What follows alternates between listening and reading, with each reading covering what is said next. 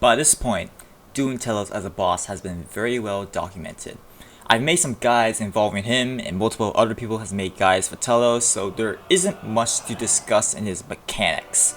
Instead, in this video we'll be talking about maintaining fast kills primarily at 800% and above using standard spells, although you are completely free to use this guide for any point before 1000%. So before we start, we'll begin this video with a disclaimer. This guide is meant for people looking to improve their kill speeds beyond what they're capable of. We're talking about sub 5 minute 30-second kills. If you're looking for a general Telos guide and a general strategy that can be adopted by the average player, but this video isn't really for you. Instead, I'll recommend this guide that can teach you the boss in general by the RS guy.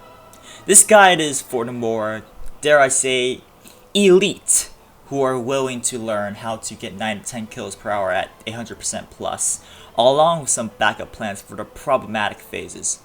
If you want to learn anyway, then strap on in and enjoy the rest of the guide. Phase 1 to 3 are very straightforward in terms of DPS. In this, you start with Devotion right before you trigger the fight, then a tick after you see the boss timer go up, activate Sunshine. After that, click on Telos and immediately press Vulnerability and Dragon Breath in that order. Impact, then Wild Magic, stack an auto attack with Combust, then Corruption Blast, stack an auto attack with Asphyxiate, Dragon Breath to Concentrated Blast, Deep Impact to a stacked auto attack with Rack. By this point, Telos will have triggered his second freedom right here. Combust again, then Impact with Dual Wield. Now that part is important, as right when Telos gets out of his stun, he will instantly use his Tendril spec. A stacked auto attack with Wild Magic should be good enough to completely negate his spec with no healing to him and no damage to you. But if it doesn't instantly clear, just finish it off with a Dragon Breath. Regardless, after Tendrils, use your Dragon Breath and then Asphyxiate to completely clear the phase. If you get bad RNG with your hits, stun him with Deep Impact and maybe use Gothic Staff spec to really finish the deal.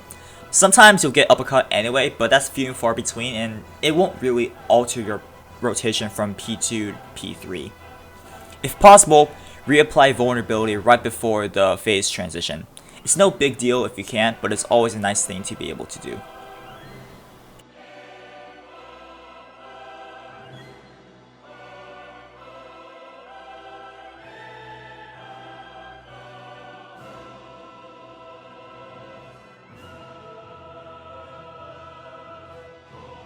Reapply Vulnerability here if you didn't at the end of P1. Stack Vulnerability with Wild Magic or Corruption Blast, then Stunlock him to hell and back with Impact, to Deep Impact, to Asphyxiate. Use random basics back to 100% Adrenaline, or you can just threshold him down. After that, you have a choice between Sunshine or Metamorphosis. Both are better than each other in different situations. I find that Metamorphosis is slightly better if Telos is at 880k-ish and below, while Sunshine gets the job done at any time with no hassle. This phase doesn't really matter too much, so just unload your thresholds and take the dude down.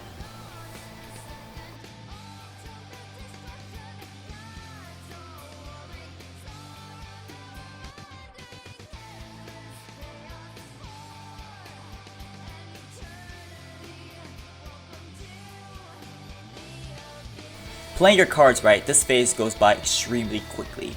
Reapply Vulnerability, stack that with Corruption Blast or Wild Magic, then Impact to Asphyxiate. Cancel after 2 or 3 attacks depending on your Adrenaline, and get into the Red Beam. Brew beyond your max LP, then unleash the Onslaught and Excalibur. By this point, you should take down Telos to 170k at bare maximum. In most cases, he'll end up at 160k, and other times he just gives up and proceeds on to the next phase. You don't need to focus on minions at all unless you get really screwed over.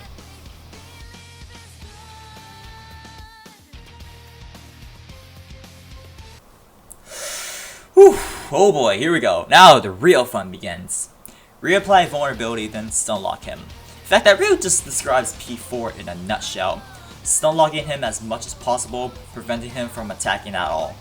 Unleash the entirety of your stuns. Maybe throw a Wild Magic in there and get into the font and reflect, do all that jazz. Here's where things really get fun though. Those nature runes have a purpose, and it's pretty dang underrated purpose. They're here for Entangle. Boy, let me tell you, Entangle is amazing in this phase. You won't see it entirely on this first font here, but the beauty of Entangle will show itself on the second and third fonts. Regardless, Entangle that Volcanic Golem, build up enough Adrenaline, then charge up Detonate on Telos. Once he throws his instant kill, release your Detonate, stack it with auto attack and wild magic, then asphyxiate. Cancel after 3 attacks into Impact and Deep Impact if you didn't hit 75k LP. Immediately head into the second font and repeat. You might not actually have Reflect available because it went way too quickly, but that's what the Arcane is for. Just, make sure your prayer isn't destroyed. Keep sipping those super restores. The trick with Entangle is to trap multiple golems behind bound golems, like so. Since I want to move away by moving to the left, I'm binding the leftmost golems and stepping away from them, like so. Now this part is important though, so pay attention. Right before you charge up Detonate and destroy Telos, make sure you Entangle Telos himself. Why you do this is make sure his freedom won't be up. If you phase into the second font with an instant so much power, you'll want to unscrew yourself, and the way you do that is with some Entangle magic. Since Entangle will pop his freedom, you can follow that up with stun locking him, letting so much power trigger, then proceed on to the last font.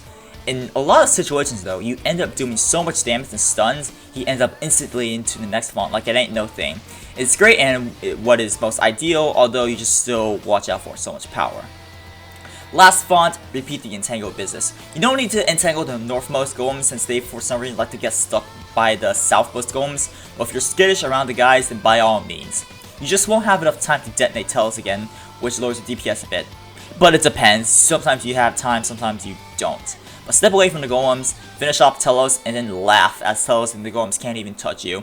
See, sometimes he'll throw so much power, but because golems can't touch you, you can just Residence away, and because of stuns, you have your defenses back.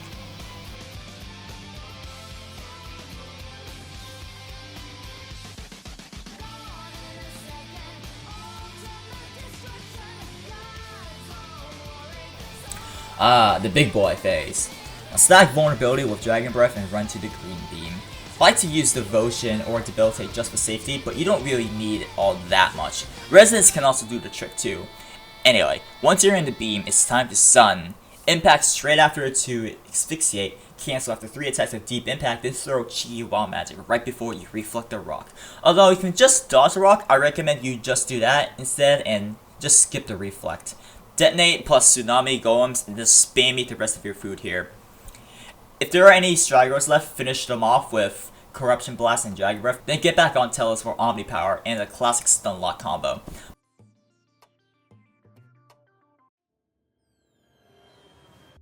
By this point, Virus will come. Barricade the Virus and wait for the beam change, then clear it and then head back to the Green Beam. After the Rock, Onslaught, and Booyah, the kill is effectively won.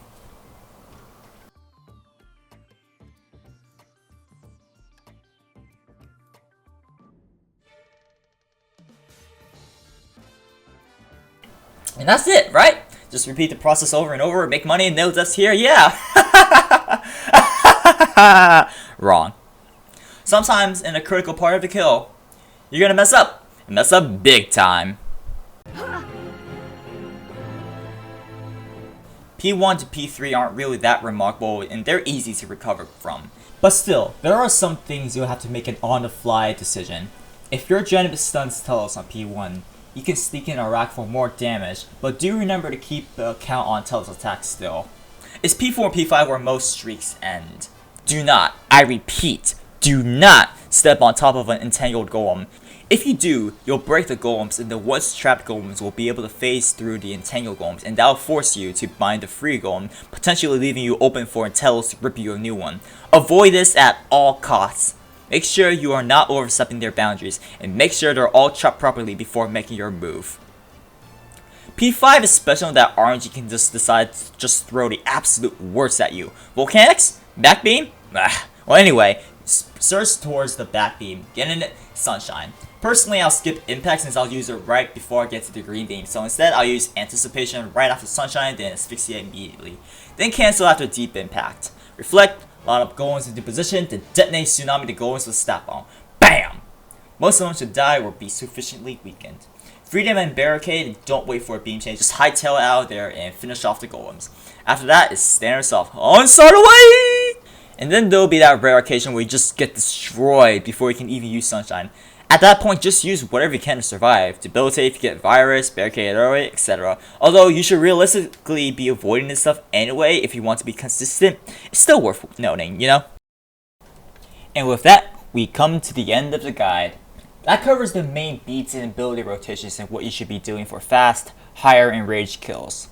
If you have questions, ask in the comments and I'll do my best answering these questions. Well, assuming that YouTube doesn't screw up somewhere. But ask questions regardless, and here's an ideal kill you should always be aiming for with every kill. Sit back and enjoy, and thank you for watching.